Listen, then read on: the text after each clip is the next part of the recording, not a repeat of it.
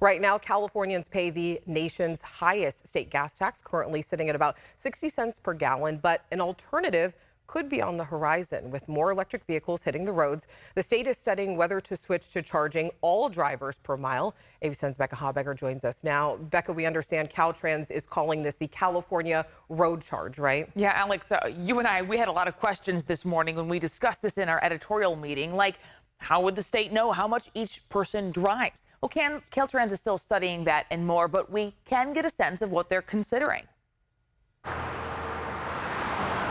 If you put gas in your vehicle, then you know that all too painful price at the pump. It's one reason why some people are switching to gasless electric vehicles or zero-emission vehicles.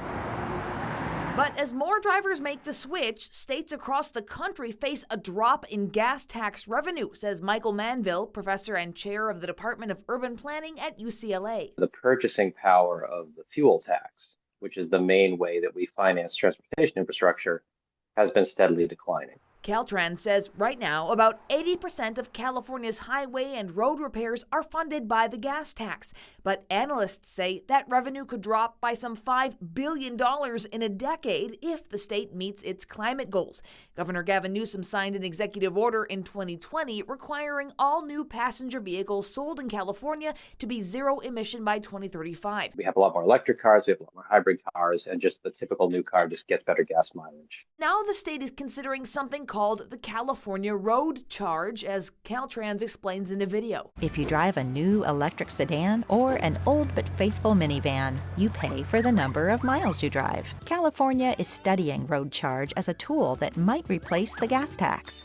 Because as we move toward a zero-emission future, the gas tax won't last forever. Caltrans conducted a California road charge pilot last year and is currently studying the results. It tracked how much people drove each month through 3 reporting methods: plug-in devices, vehicle telematics, and photographed odometers.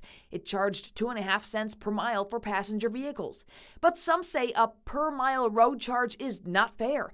Writing to Governor Gavin Newsom in 2021, then Senate Republican leader Scott Wilkes said, in part, as long as we fail to build housing in adequate supplies to house our workforce near their jobs, then the working poor are still going to be paying far more in vehicle miles traveled fees than their wealthy counterparts.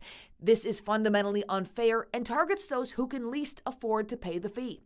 The bill passed and Newsom signed it. But whether a road charge system ultimately replaces California's gas tax is still in question and would be years away. I could be wrong, but I'm not sure this is coming down the pike anytime soon. Caltrans plans on releasing a final report from the pilot program later this year.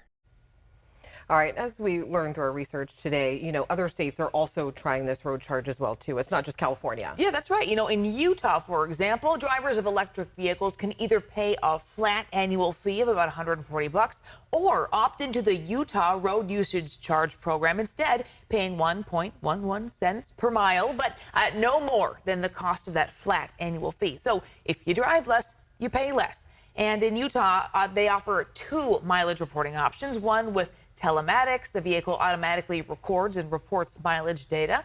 And the other method, customers take a picture of their odometer every 3 months using a mobile device. Neither option involves sharing location data, the state says. And in Hawaii's road charge program launching in 2028, odometers will be read at annual vehicle inspections.